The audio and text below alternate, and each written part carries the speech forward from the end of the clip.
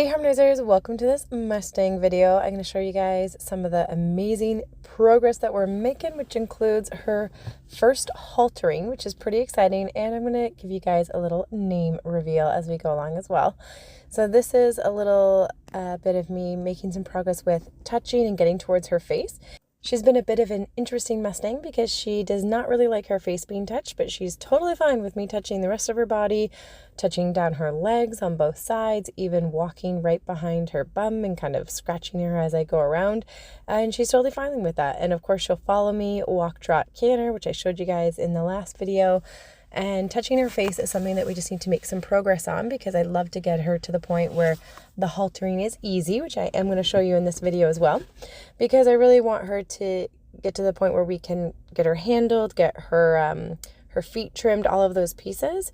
And it'd be an unusual thing to say, hey, farrier, could you come and do my Mustang's feet? She's great with her legs, but we're just not going to bring her into the barn and we're not going to put a halter on her. So it's like, okay, we gotta make some progress. So I do tend to do this touching while it is grain eating time, just to help her develop what I call a positive association, where she did not like her face being touched and she did not like her all of like around her eyes, her nose, all of that being touched. So it just helps her realize like, oh, okay, like this is when I get to eat my food, and getting touched on the face means food time, and food time has good, happy memories associated with it.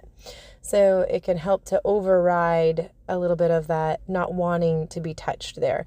And of course, I'm doing this completely at liberty. She's got an open space, meaning like she's not confined into a tight area. There's no whips or ropes or anything like that involved. It's just me touching and trying to help this become a good experience for her.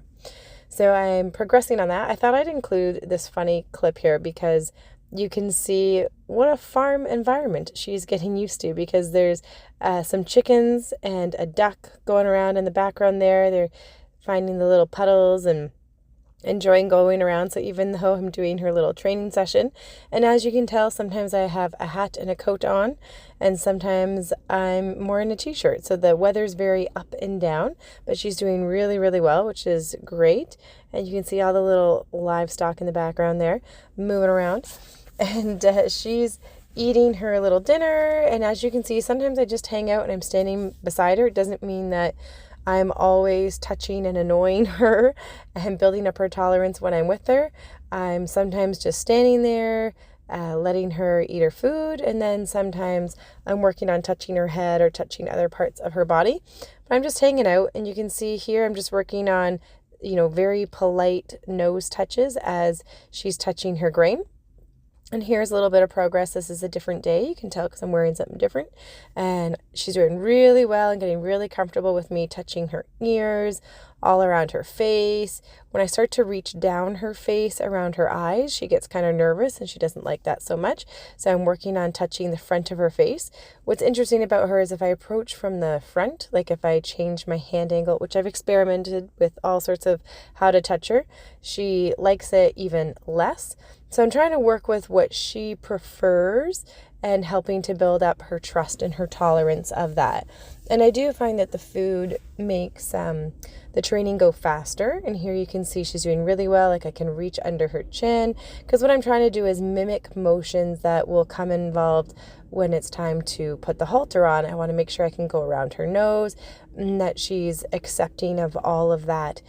And of course, at this point, no halter tag, or I guess it's not called a halter tag, sorry, the neck rope tag is not off because she did not have a name yet.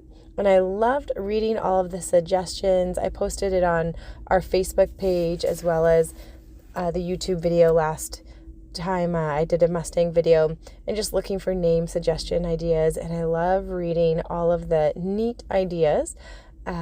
So many great suggestions.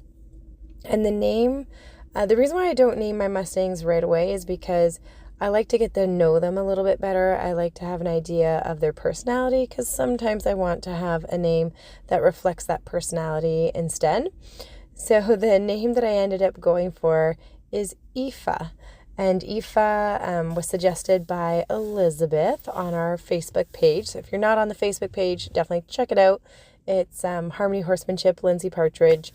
And you can find find our page there. Sometimes we post different updates, workshops, all that kind of stuff.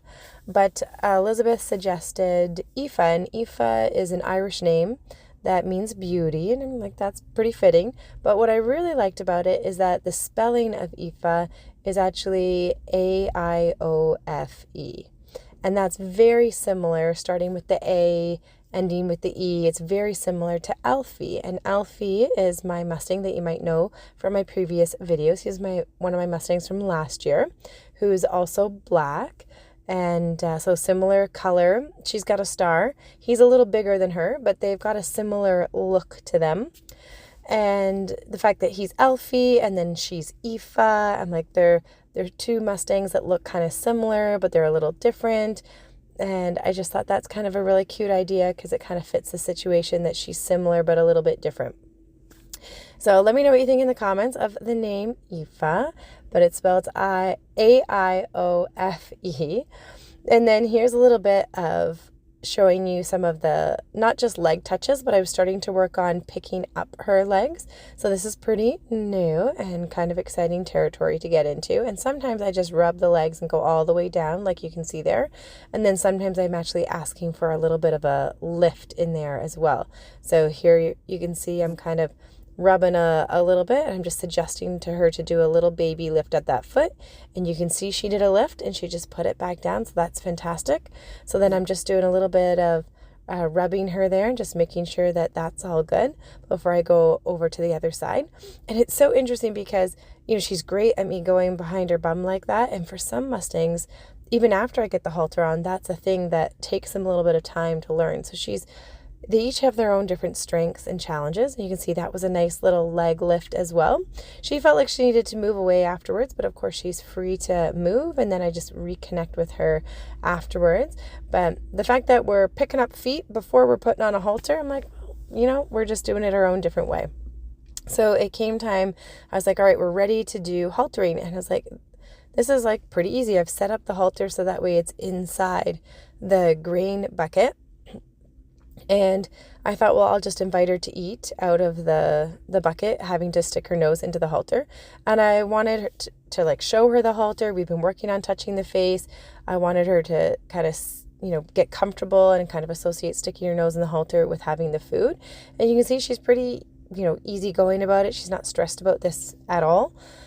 And I'm using the food because I want to have that positive association of her, you know, being happy to do this.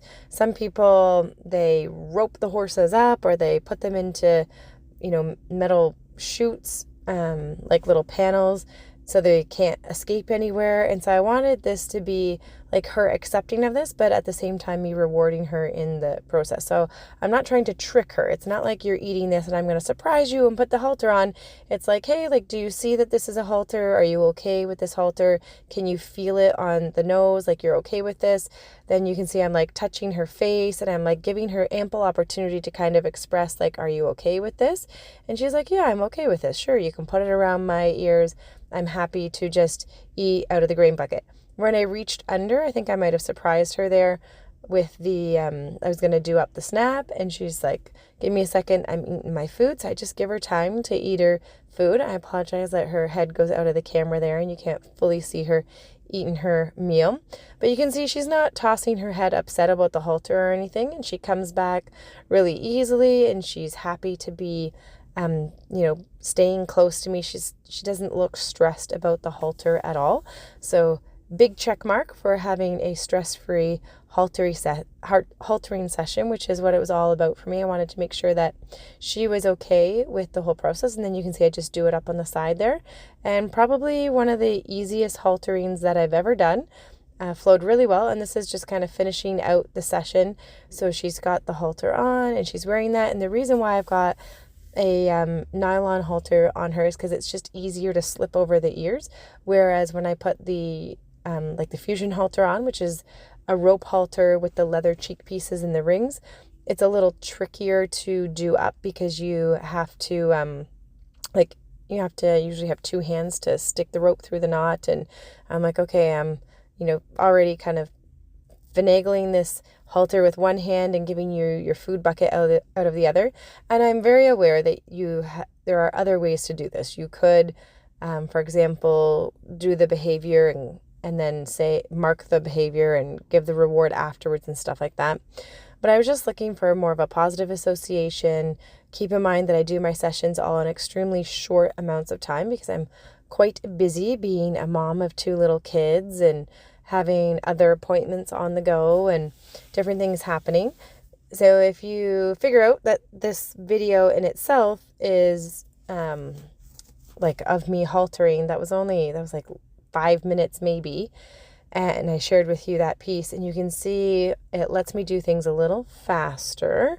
And I like doing things sometimes a little bit more efficiently because I'm really looking to get her at a place where we can start handling her a little more, get her ready to be available to have the vet visit and the farrier visit and all those little pieces. But at the same time, I don't like to stress my horses out during training. It's okay if they have moments where they're like, oh, I'm not sure if I can do this. And I really enjoy the process of showing the horses, like, this is okay, like, I'm not trying to hurt you, like, this is going to be all well. I enjoy that process for sure. So she has the freedom to walk away. She had the freedom to, shake her head and say, I'm not ready for this. And as you can see, she's been in an open space the entire time and not roped up or corralled or chased for, telling me, this is hard or we need to work on this more. She's kind of let me know when she was ready to progress to that next step. So she has a freedom of expression, which is great. And then I'm also rewarding her along the way and helping her to have these positive associations. And I think that's super important because otherwise you can have lingering stress, or it could be a harder experience for them, or some things can take longer. And especially with the recent experience of her having a bit of that colic episode, it was like, oh no, like, I can't lead you into the barn, I can't put you in a stall, I can't put a blanket on you. So although I was really enjoying our slow training in the beginning of not using any tools whatsoever and not using the food, I was like, okay, we got to hurry this along a little bit more. And so this is me just letting her finish her grain meal there. And you can see she looks pretty content wearing the halter. It's fitting nicely. She's eating happily, not tossing her head or anything. So I'm pretty happy and excited that she has a name now, and her name is Eefa. Remember to subscribe and check out harmonyhorsemanship.com for even more learning.